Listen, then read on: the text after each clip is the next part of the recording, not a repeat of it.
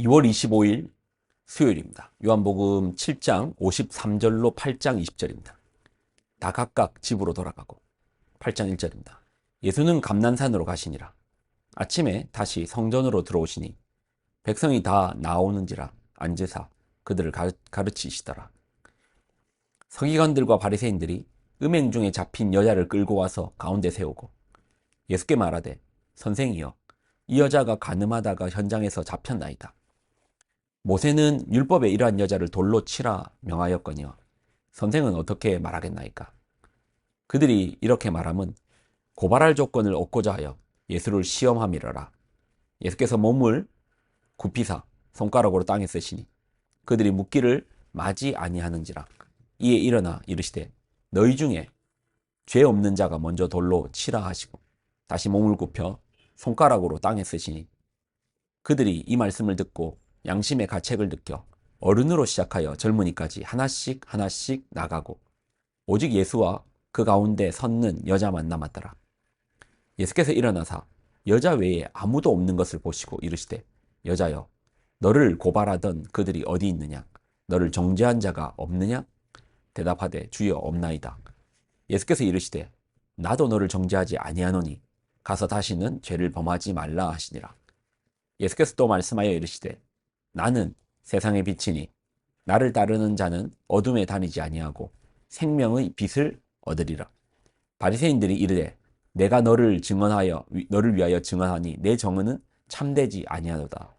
예수께서 대답하여 이르시되 내가 나를 위하여 증언하여도 내 증언이 참되니 나는 내가 어디서 오며 어디로 가는 것을 알거니와 너희는 내가 어디서 오며 어디로 가는 것을 알지 못하느니라. 너희는 육체를 따라 판단하나 나는 아무도 판단하지 아니하노라. 만일 내가 판단하여도 내 판단이 참되니 이는 내가 혼자 있는 것이 아니요 나를 보내신 이가 나와 함께 계심이라. 너희 율법에도 두 사람의 증언이 참되다 기록되었으니 내가 나를 위하여 증언하는 자가 되고 나를 보내신 아버지도 나를 위하여 증언하시느니라. 이에 그들이 묻되 내 아버지가 어디 있느냐? 예수께서 대답하시되 너희는 나를 알지 못하고 내 아버지도 알지 못하는도다. 나를 알았더라면 내 아버지도 알았으리라. 이 말씀은 성전에서 가르치실 때에 헌금함 앞에서 하셨으나 잡는 사람이 없으니 이는 그의 때가 아직 이르지 아니하였음이라라. 아멘. 기도하겠습니다. 하나님, 주시는 아버지의 말씀을 귀하게 붙듭니다.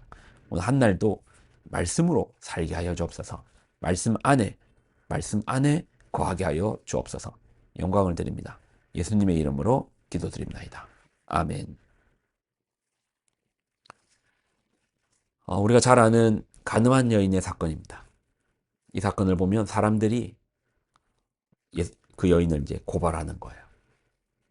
근거가 뭡니까? 간음입니다. 그것도 현장에서 잡혔습니다. 3절과 4절을 보면 서기관들과 바리새인들이 음행 중에 잡힌 여자를 끌고 와서 가운데 세우고 예수께 말하되 선생이여 이 여자가 간음하다가 현장에서 잡혔나이다. 사람들이 이 여인을 죄인으로 규정하는 근거가 뭡니까? 현장에서 잡혔다니까요. 그것도 간음하다가 잡혔다니까요. 그럼 무슨 설명이 더 필요합니까? 네, 여러분 다시 생각해봐요. 한 사람을 죄인으로 규정하는 겁니다. 하나의 인격체를 죄인으로 규정하는 거라니까요. 이 사람 죄인이야.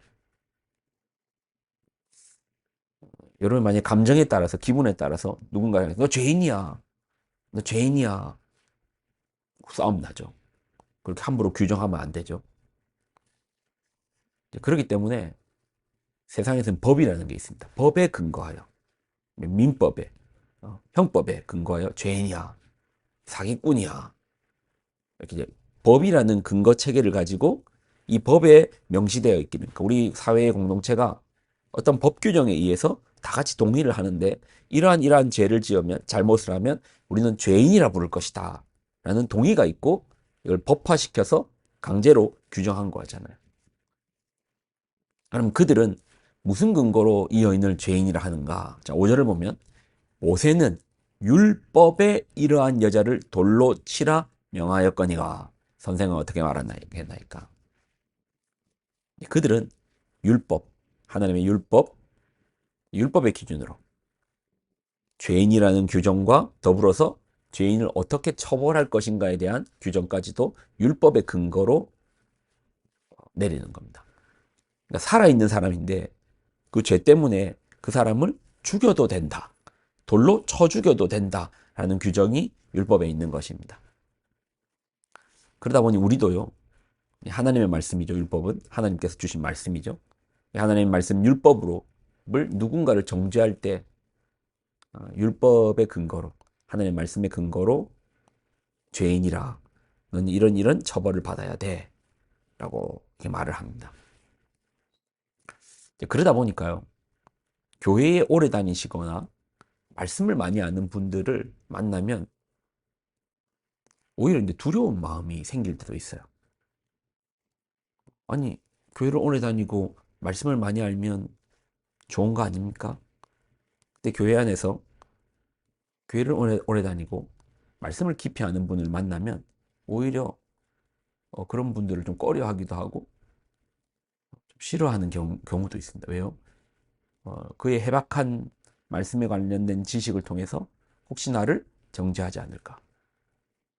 그의 촘촘한 말씀의 그물망에 의해서 나를 죄인이라고 그렇게 말하지 않을까? 사실 이런 경우가 있잖아요. 하나님 말씀에 뭐라고 말하는데? 하나님 말씀에 뭐라고 적혀 있던데? 너 죄인 아니냐? 근데 예수님께서 말씀해 주시는 율법, 하나님 말씀의 용도를 그 율법을 어떻게 이제 쓸 것인가? 율법은 맞아요.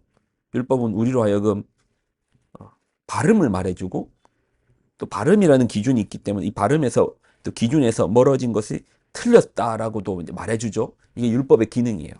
자, 그런데요. 그들이 율법의 근거로서 이 여인에게 잣대를 댄 것과 예수님께서 율법을 통해서 사용하시는 방법을 보십시오. 7절.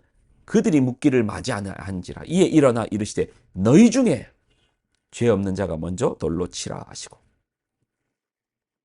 예수님께서 어떻게 하시죠? 그 율법을 어떻게 써라? 자신을 보는 거울로 써라. 우리는 율법을 하나님의 말씀을 남을 정죄하는 수단으로 쓰는데 예수님께서 오늘 말씀을 통해서 우리에게 주시는 것은 하나님 말씀을 자기를 돌아보는 용도로 써라. 거울이죠, 거울. 남을 때려잡는 칼이 아니라 자기를 바라보는 거울로 쓰라는 거죠. 그럼 예리한 말씀의 검으로 사단을 쳐야지 어떻게 사람을 치냐. 그러면 그 율법의 기능 중에 바르게 함과 의로 살게 하는 기능이 있는데 그러면 그건 어디에 씁니까? 나 자신을 바라볼 때. 이걸 성찰이라고 하죠. 하나님의 말씀을 통해서 성찰하는 거예요. 아, 내가 어디쯤에 와 있구나. 아이고, 내가 잘못 가고 있구나. 내가 이렇게 가다가 떠내려가겠구나. 여러분, 어떻게 하나님의 말씀을 사용하시나요? 남을 위한 채찍과 칼로 쓰십니까? 아니면 자기를 성장시키고 성숙해 하고 자라게 하는 그런 거울로서 사용하십니까? 나를 돌아보는 거울로 쓰시기를 축원합니다. 기도하겠습니다. 하나님, 오늘도 주시는 말씀을 통해서 우리가 스스로를 돌아보는 성찰의 시간을 허락하여 주옵소서. 기도하는 가운데 우리가 누군가를 향하여 하나님의 말씀으로서 정죄하였던 것에서 이제는 돌아서서 나를 바라보는 거울로 쓰게 하여 주옵소서. 영광을 드립니다. 예수님의 이름으로 기도드립니다. 아멘.